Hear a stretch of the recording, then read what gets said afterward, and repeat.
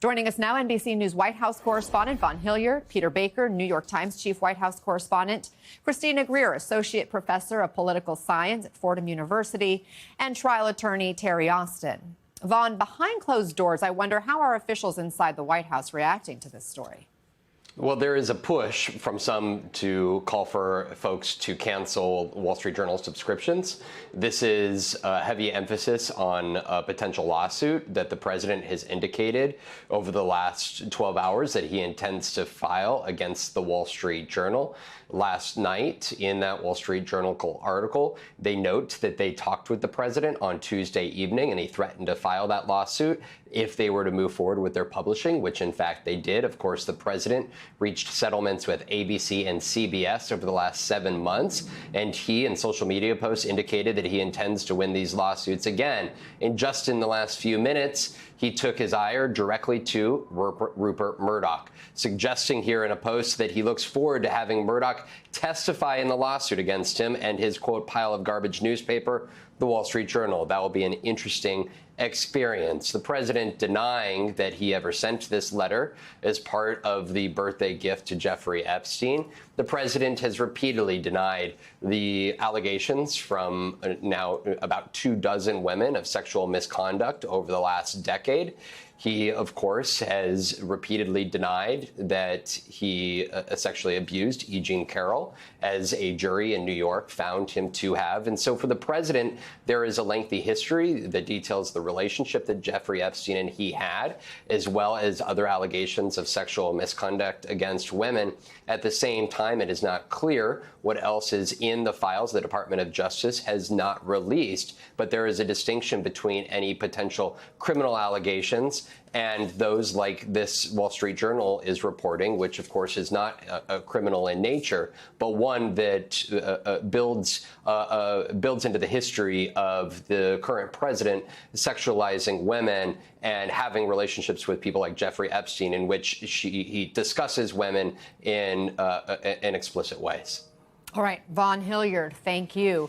So, Terry, the president now threatening to sue the Wall Street Journal, its parent company News Corp, and Rupert Murdoch. They had to see this coming, and yet they published this story anyway. What does that tell you? It tells me that they think their source is accurate, that they think this is true, because to win in a defamatory lawsuit, Trump would have to show that this is something that was not true and that it was intentionally published by the journal. So I think that we must have some information, and this source must be reliable, or otherwise I think it wouldn't have been published. Christina, Elon Musk, Laura Loomer, Charlie Kirk, and others who have been critical of the president's handling of the Epstein files are now coming to his defense on this Wall Street Journal reporting. Politically, could this actually help the president quell some of the uprising in MAGA world? I mean, I don't understand the thought process behind MAGA World. I mean, they have stood by him through January 6th, through, E. Jean Carroll, through Access Hollywood.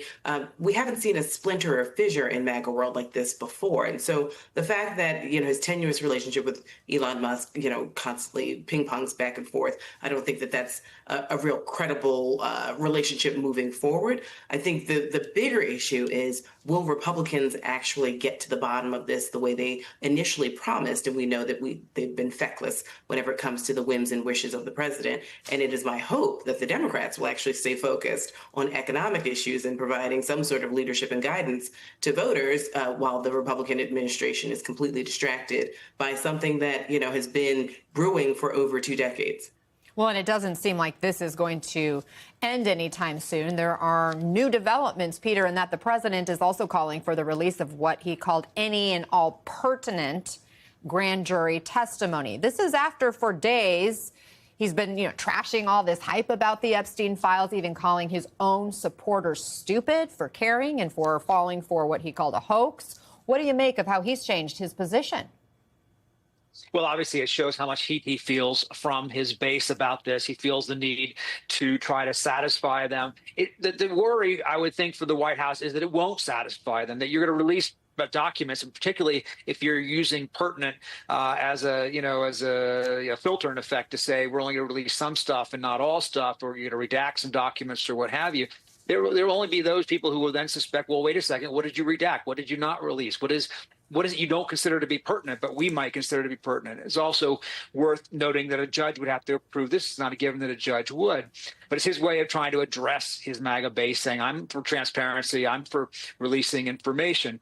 It's a fraught idea because it probably won't make this go away. But he looks like he's trying to do anything he can to quell this rebellion inside his base, a rebellion the likes of which we haven't really seen. And going after the journal is another way of doing that. It's a way of distracting attention by creating a common enemy rather than fighting among themselves.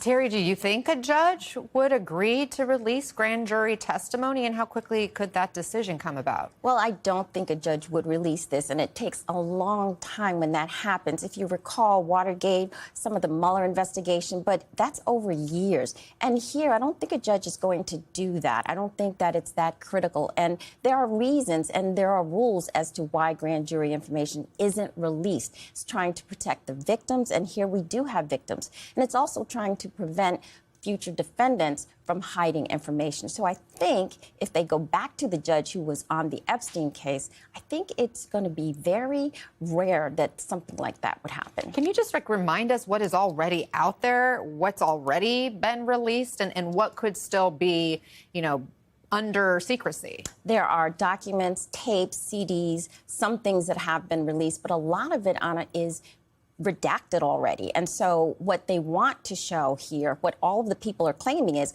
look, there has to be transparency. We have a right to know. If there are criminals involved, if there are sex trafficking going on, we need to see all of this. And so they want unredacted. They want names. They want addresses. They want everything. And it makes sense here, particularly if there are crimes that haven't gone, yet in front of the courts. Even if a judge were to sign off and say, okay, you can see this grand jury testimony, would it get to the bottom or provide any clarity on this so-called Epstein client list? Well, it could, but the point here is, if there is something there, a grand jury can look at that and it can stay behind closed doors and there can be cases brought. The whole public doesn't need to see it, at least not right now. So the proper route would be to have a criminal action brought against these individuals based on what the grand jury investigator reveals. And of course, Peter, we're also hearing some of the president's allies call for a special prosecutor. What's the White House saying about that? Well, the White House says that the president is against a special counsel in this case, and it would be very unusual to have a special counsel in this kind of case. The point of a special counsel is when you have a conflict of interest with the president or his team around it. You appoint somebody independent because you're saying you cannot trust the attorney general to handle the matter at issue because of the attorney general's conflict of interest. What's the conflict of interest here? It almost would be acknowledging what some people suspect, that there's something about Donald Trump in here that needs to therefore be handed over to a special counsel, which of course they say is not the case. So it's an odd thing to talk about a special counsel, and it doesn't seem like it's going to happen anytime soon. This president, of course, feels very burned by the special counsel that he, was investigated by in his first term. Robert Mueller is very unlikely to do anything, I think, to repeat that experience. Christina, remember, the president had called this a Democratic hoax. When the White House was asked which part exactly is a hoax, here's how the press secretary responded.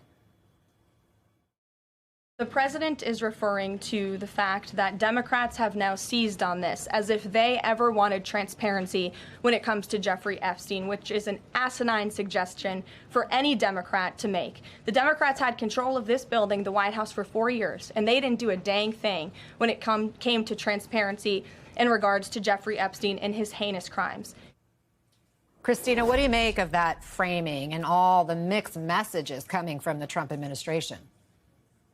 I mean, Anna, my head is spinning because we see the deflection, we see the lies. The White House right now is scrambling because on the one hand, we do have someone, Jeffrey Epstein, where he is a known pedophile. He was a known pedophile. We do have close to 20 years of photographs with Donald Trump, with Jeffrey Epstein, partying with him. There may be lots of people in those files, but the White House has to follow the whims of the president. On the one hand, he has said, we're going to get to the bottom of this. Then he said, I don't want to investigate it. It's a Democratic hoax. It's Obama. It's Biden. It's the Clintons. But his base wants red meat. He has promised them that since he was a birther. So he can't shake it. And so now we see every day they're trying to figure out which message the president that they should follow from the president. And it's inconsistent messaging because the base isn't letting it go. And so you can try and blame the Democrats all you want, but this isn't a Democratic problem. This is not something that Joe Biden spearheaded. This is something that Donald Trump brought to the table, and now he can't get it off the table. Peter, given the developments of the past 24 hours even, what's your assessment of how big of a crisis this may be for the president? Well, we'll see. Look, in this modern environment where news accelerates and shifts from one story to another with a remarkable velocity, we may be talking about something totally different next week. But it is interesting that it's one of the few stories in the 6 months since he came back to office that seems to have endured, that has gone beyond a single news cycle, that in fact is not going away. And it's not going away, as Christina just said, not because of the Democrats, although certainly they're trying to pile on and make this as painful as they can for President Trump. It's not going away because his own base isn't willing to let it go, as Christina just said. I mean, I think that they are, in fact, reaping what they sow. You fan the flames of conspiracy theories, and then surprise, surprise, the conspiracy theorists want you to do something about it once you get into office and aren't satisfied by your answers when you say, well, there is no conspiracy here.